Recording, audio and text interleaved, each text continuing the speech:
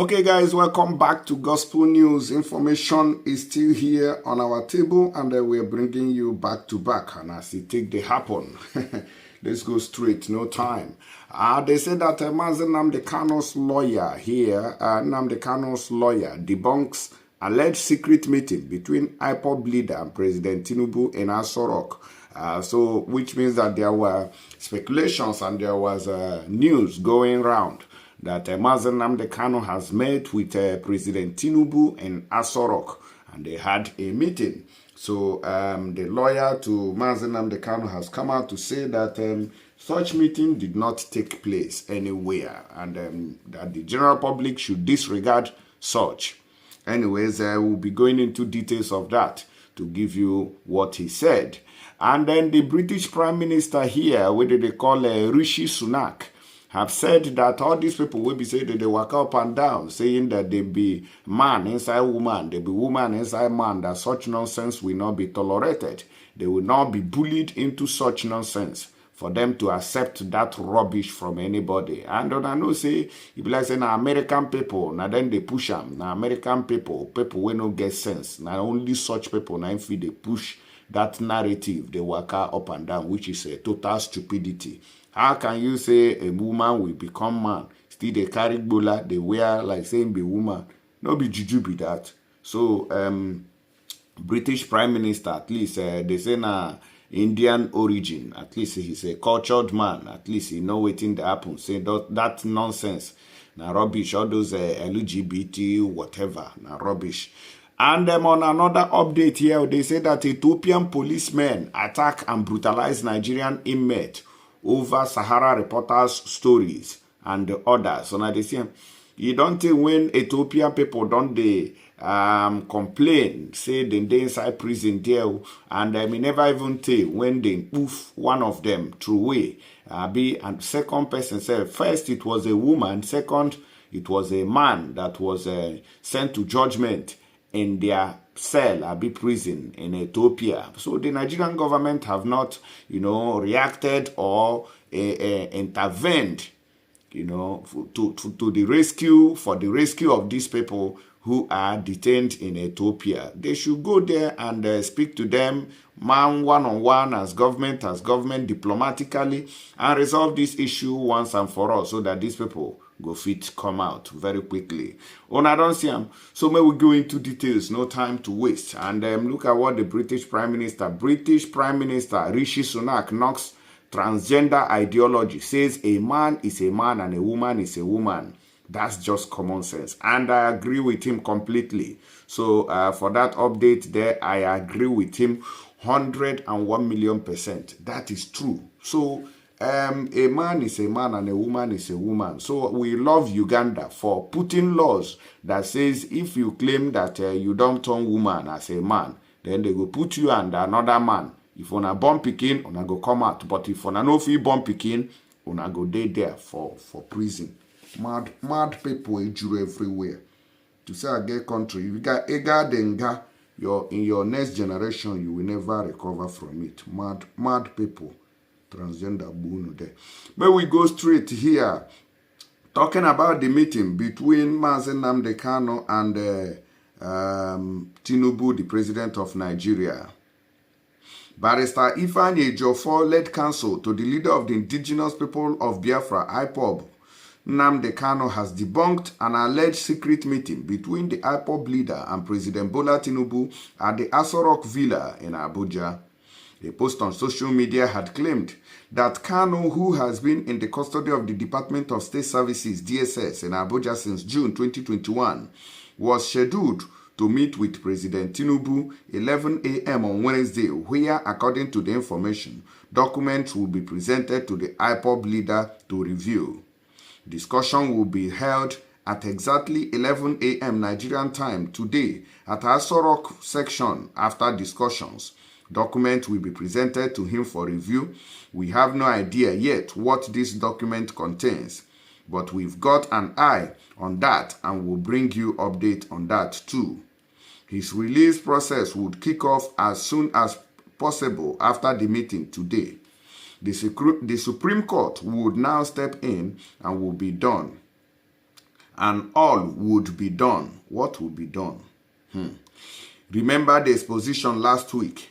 Due process will be followed, but the end point remains the same. Kanu would go home soon. The Post partly read. However, when contacted over alleged scheduled meeting, Ejiofor told Sahara reporters that he has no knowledge of such a meeting, describing the information as fake and unfounded, being propagated by anonymous fake persons. Ejiofor, who said that the same information was posted on Facebook by Anonymous, explained that I was with Nnamdi Kanu on Monday and he did not mention anything like that. There is no such meeting. It is useless information being published on social media by an anonymous person. Someone has sent the post from Facebook to me earlier this morning, but I said I speak on such issues because it makes no sense. I wonder how possible it is that Kanu will be having such a meeting without any of his lawyers knowing about it.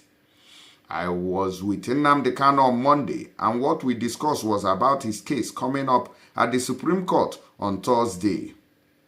This is what he asked me to inform Chief Ozekome about. He did not say anything about any meeting, and he did not ask me to tell Ozekome anything about any meeting at all. All I can say is that I don't have any knowledge of any meeting, and then Nnamdi Kanu did not inform his lawyers about any meeting. It is fake information being circulated by non-credible bloggers who claim anonymous.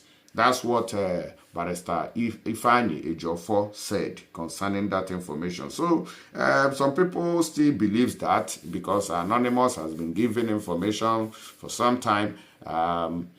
Some people believe that, but some people does not believe that such meeting held. Anyways, let me know what you guys think about it, whether such meeting was held. So on the other hand too, I'm not sure is it possible for Mazi Nnamdi Kanu to have a meeting with Tinubu without informing his lawyers, or maybe it's not their visiting days. Yeah? Nobody knows. In fact, let's keep our fingers crossed. I think today is Thursday when Mazi Nnamdi Kanu will be appearing at the Supreme Court. So let's see what the judgment would bring. Okay, we're just hoping that Mazi Nnamdi Kanu will be released, making the go in Mama and Papa house. Now watch the Prime Minister of UK speak on transgender matter. It also shouldn't be controversial for parents to know what their children are being taught in school about relationships. Patients should know when hospitals are talking about men or women. And we shouldn't get bullied.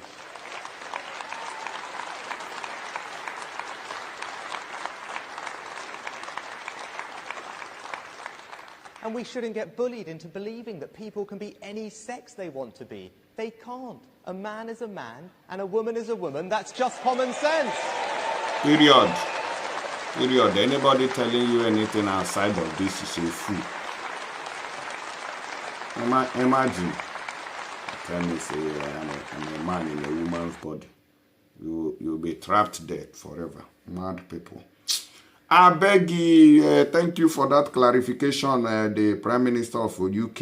And going forward, Ethiopian policemen attack a brutalized Nigerian inmate over Sahara reporter stories. So now they don't see Nigeria finish. Anywhere where they see Nigeria, they know, say, you know, get government, we go feel come for you, come speak on your behalf.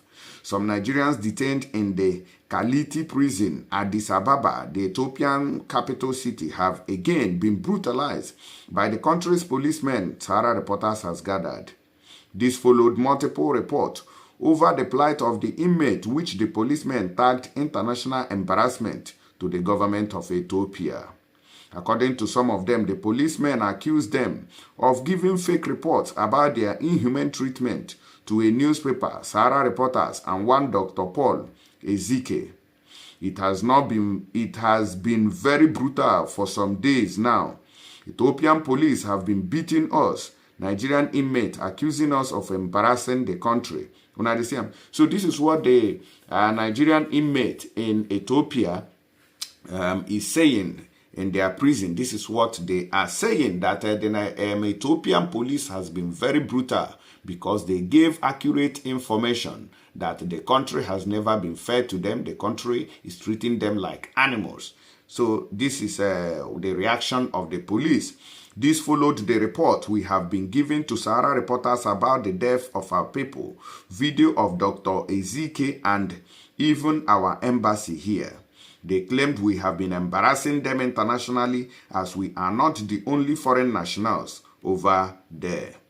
Most of us now with injuries without treatment. Sadly, the Nigerian government, which ought to help us in the one defending them. The federal government of Nigeria should be held responsible if any of us dies again. One of the inmates told Sahara reporters on Wednesday night, 2 Nigerians died in Kaliti prison in Ethiopia in the last 6 months, while Uchenna Neme died of an undisclosed ailment without treatment. Another Nigerian, Chizoba Eze, was said to have died in the same facility following alleged physical aggression. That is beating from the same Ethiopian police and prison warders. Multiple sources had told Sahara reporters that Eze was brutalized by policemen in the facility and that she died from the injuries inflicted on her. It was also alleged that her corpse was left inside her cell for over 36 hours by the prison officials who allegedly prevented other inmates from informing the Nigerian embassy about the incident. Nigerian woman Chizoba Favor Eze has been brutalized to death in Kaliti prison in Ethiopia. She died on March 12, 2023. It's so sad that the policemen killed our sister. They gave her internal injury on her chest after brutally hitting her on the breast, which led to her death, a source in the facility had said. After a week, she started feeling sick because of the result of the internal injury she had inside her body. They took her to the hospital for the first time to receive treatment, and the doctor gave her injection and they brought her back to the room. The deceased started feeling weak again and they took her to the hospital on Saturday, March 11. Then they brought the same injection and the deceased complained bitterly that the injection was not good for her body. She added that she didn't want to take any injections again and they gave her the injection by force. On Sunday morning, she died. She died inside her room, which made the other foreigners, such as Brazilian and the Venezuelan women and others, feel bad because the injection the disease took led to her death. The foreigners went through the bag of the deceased and took the Nigerian embassy's telephone number in order to call the embassy because the deceased person's body had been there with them in the room for over 36 hours. So the foreigners decided to call the embassy of Nigeria to tell them what has happened. But the police women did not allow them to call the embassy. And so our people take the suffer for different countries. So is it that the Nigerian embassy had not seen the Sahara reporter story trending up and down? Is it that the Nigerian government is so blind? Anyways, certificate forgery will not let them see what is going on with their citizens around the world. Mad people everywhere. I bet we go another news in her journal, Jomjo.